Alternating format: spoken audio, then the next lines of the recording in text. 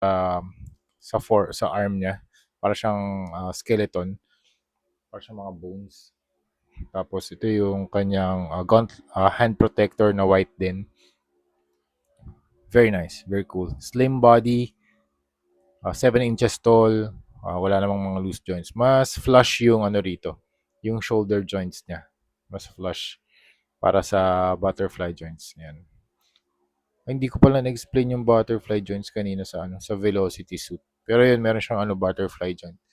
Okay? Sa head can look up, down, 360. Neck can move separately. Yan, meron siyang separate na joints. Tapos arm can move 360. Butterfly. Yan. Malaki lang yung gap dito sa likod ng butterfly joint. Pero at least nakakagawa siya ng mga poses na ganito. It can stretch, pero may gap. Okay? Ay, tama. Stretch and crunch. Tapos, you can't really rotate this. Wala nang rotation dito. Pero at least merong up and down. You can pull the legs. Double jointed na elbow. Okay? Tapos, ball joint yung kamay. Pull the legs down. Kick forward. Back. Double jointed na knee. And meron din siyang toe articulation. Yan. Sa accessories, ang dami niyang eyes. 1, 2, 3, 4, 5, 6. 1, 2, 3, 4, 5, 7, 8. 8 na, ayun, ang dami. 8 na different na mga expressions. Ayan. Tapos sa hands, 1, 2, 3, 4, 5, 6. 6 na hands. And ang weird lang ng mga accessories niya kasi walang butas talaga yung mga kamay.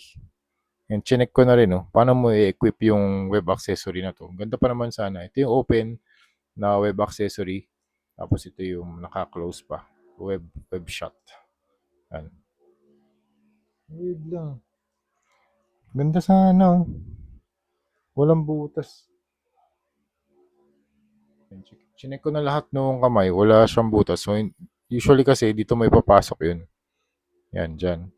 Kaso, since walang butas, walang peg hole, hindi natin ito mapapasok.